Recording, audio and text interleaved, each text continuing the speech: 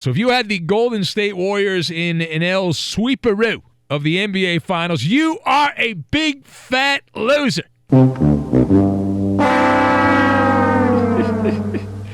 People waxing poetic about Nick Nurse and his tremendous coaching job against the Golden State Warriors, but that's not on my radar. But the Warriors, and I assume you watched the game, right? I assume you watched this. It's the NBA Finals. Maybe not. I have a bet with somebody. This is going to be a very low-rated Finals because of the Canadian angle in the United States. I'm sure it'll be great in Canada, and they'll have huge numbers. But I'm guessing not a lot. Unless Toronto gets up by a couple of games and then people see a chance for the Warriors to lose, then the Warrior haters will chime in, and they'll jump and pile on. But if you didn't watch the game, the story here is Pascal Siakam. Siakam. Sounds like a Yiddish name. He scored a playoff career high, 32 points, but it was how he got to the 32 points. Almost not missing for large stretches. I mean, he didn't miss. He shot over 80% from the floor, and so the Raptors get Game 1. They get out of the gates with the win on the home court in the first NBA Finals game. They did not say this enough. I didn't realize it was the first NBA Finals game outside of the United States. I had no idea. It's amazing.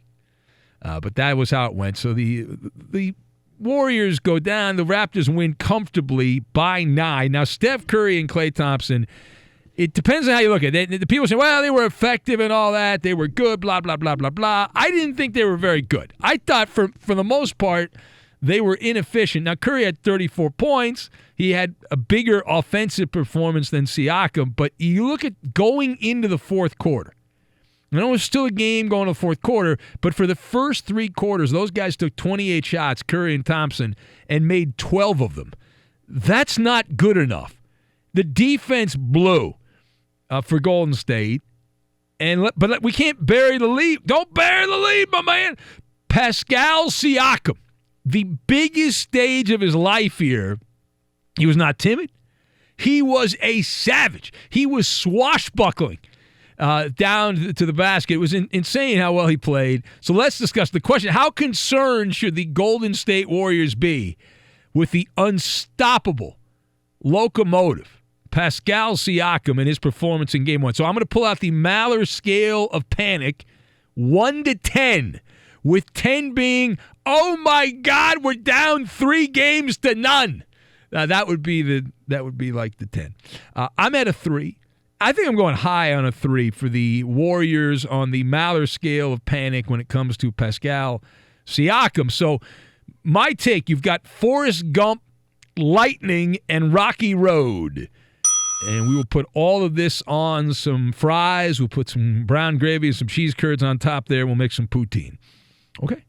Now, to lead off with Pascal Siakam, it was a masterpiece. I don't know how many other adjectives I can use to come up with that, and we're not going to shortchange his performance because he was wonderful. It was a basketball clinic.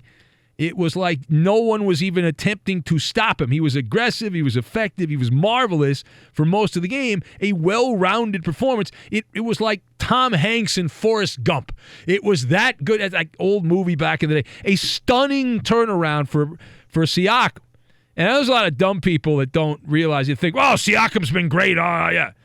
He had been ghosting in the Eastern Conference Finals.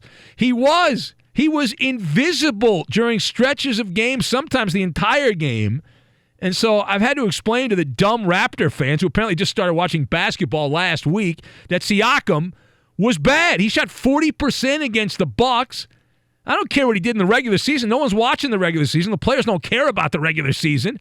They take off every other game in the regular season. They're so lazy, the players. All right?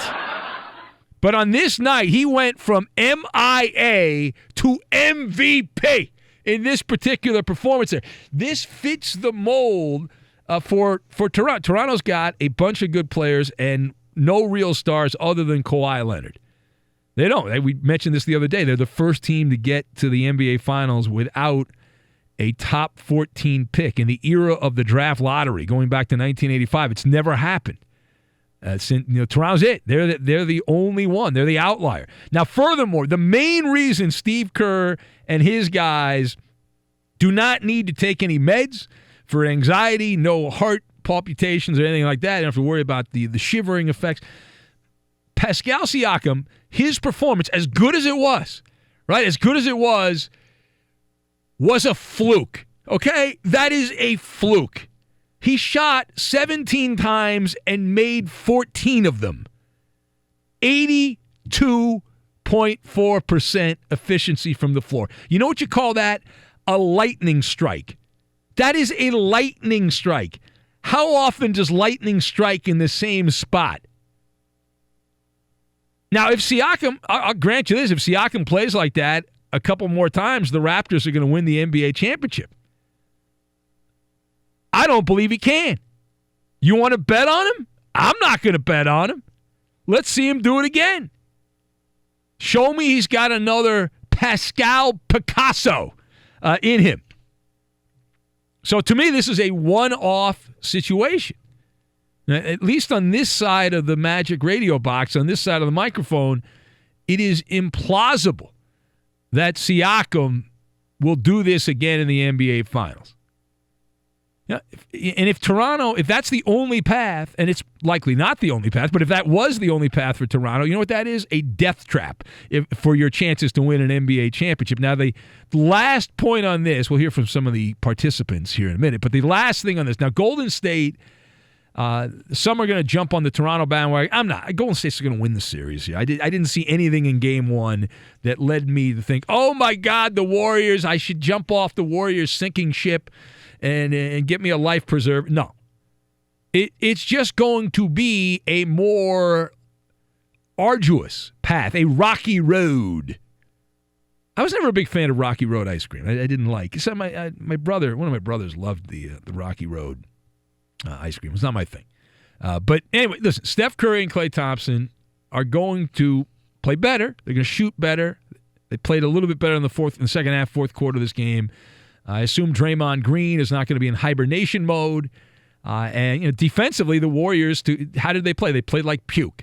The Warriors played like puke on defense in this particular game. But in reality, Golden State only has to win one game in Canada. And of course, that would mean it was not a 7-game series, because if they win Game 7, it would go 7. But they have to win one of the games at some point here. If they win all their home games, if they hold serve at home, they only have to win one game in Toronto. So I guess the margins are thin, and you're often splitting hairs in these situations. But to some extent, the Raptors, by winning the game without Kawhi Leonard, even though he finished with 23 points, it was not a dominant performance by Kawhi Leonard. He was not the leading actor. He was more of a supporting actor in this game. So the Raptors to win a game without Kawhi Leonard, if you want to be Mr. Positive and Pollyanna, you're like, well, that's now they got some house money here because you figure Leonard's going to play better also. But you have to think the Warriors at this point, they're going to come back and get some little time off. There's always a lot of gaps in the NBA Finals.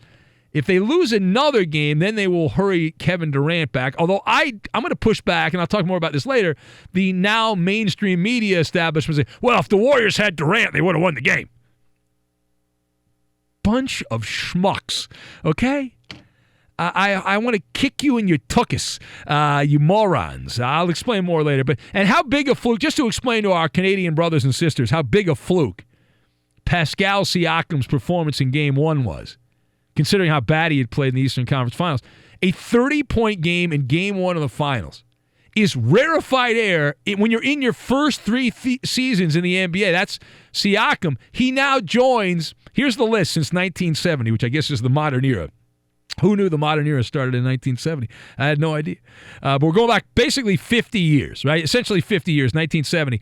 The only players other than Siakam who have had this kind of dominant performance in the first 3 years of their career, Kareem Abdul-Jabbar, Hakeem Olajuwon, the Dream, and the big fundamental Tim Duncan. That's it, period, stop. That's the list. Tell me that's not a fluke. Pascal Siakam.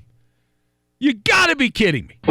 You got to be kidding me. All right, let's hear from some of the combatants here. Steve Kerr pointing out that there was some confusion and it was disjointed regarding the bench.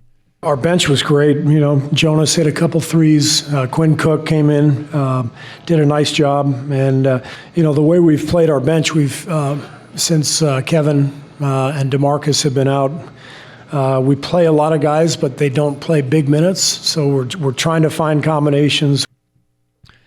Jonas. He did say the name Jonas. All right, here's more from Steve Kerr, who was praising the opposition.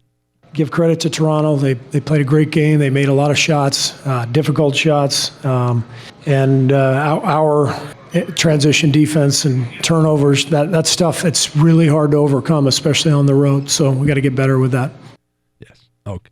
I'm sure they'll go eat some poutine and they'll have a nice dinner somewhere in Toronto and a couple of nice meals there, and they'll assume they'll be okay.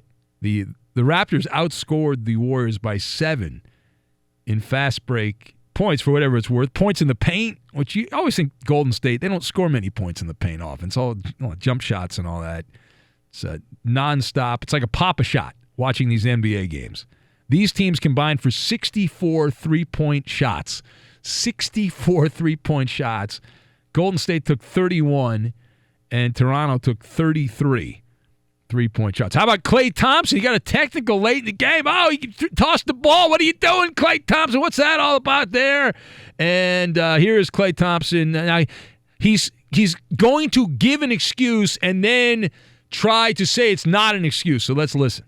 We're not very familiar with this team, but that's no excuse. You know, it's still still got to come out here, and our goal was to get one, and it's still on the table for us. So I know we'll respond like the champions we are.